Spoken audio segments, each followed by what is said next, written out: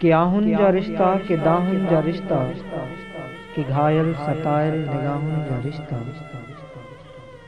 कि सूर्य ते सामियल पनाहुन जा रिश्ता कि गहरी जुदाई में जालन जा रिश्ता कि चाहत जे पापन के पालन जा रिश्ता कि रिश्ता जे धरती जे आंचल जे कोमल जे मुरझन त मारुई जे मुरकन त मूमल कि रिश्ता जे सावण जा गंगोर बादल जे तरसन त तासा जे बरसन त जल कि रिश्ता जे ऊंचन पहाड़न जे पलजन न झोरन जे झलजन न सूरन जे समझन कि रिश्ता जे अखियन जे ओटन में टांडा थी टिमकन में बेवस निगाहुन में ख्वाबन जे ढलजन कि रिश्ता जे वासिंग वांगुर वरन था ऐं मुरलीअ मथां कंध कोरे फिरन था कि रिश्ता जे वासिंग वांगुर वरन था ऐं मुरलीअ मथां कंध कोरे फिरन था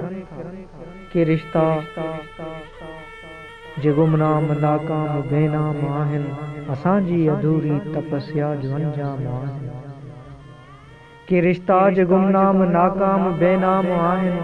असांजी अधूरी तपस्या जो अंजाम आहिनि ऐं अहिड़नि रिश्तनि जे पाछनि में वेही मूं पंहिंजी हयातीअ खे घूरे ॾिठो आहे कॾहिं दर्द बणिजी कॾहिं दाम बणिजी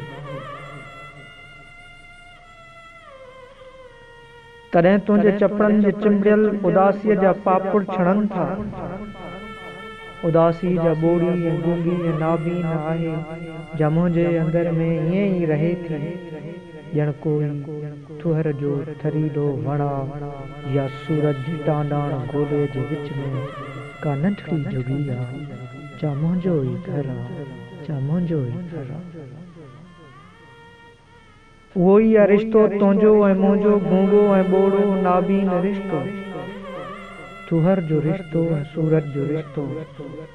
उन्हीअ में असांजी मोहबत ऐं नफ़रत चाहत ऐं इबादत जहन्नुम जन्नत सभु कुझु दफ़न सभु कुझु दफ़न उन्हीअ में असांजे ॾुखनि ऐं सुखनि जी कहाणी छुपियल आहे कहाणी छुपियल आहे कहाणी जा बेजोड़ बेरब्त बेढंग आहे न जंहिंजी अॻियाड़ी न जंहिंजी पिछाड़ी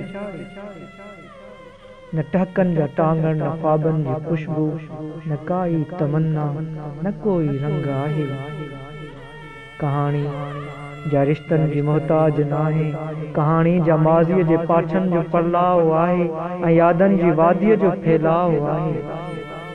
हयातीअ जी छातीअ ते नासूर आहे गहरो घाव आहे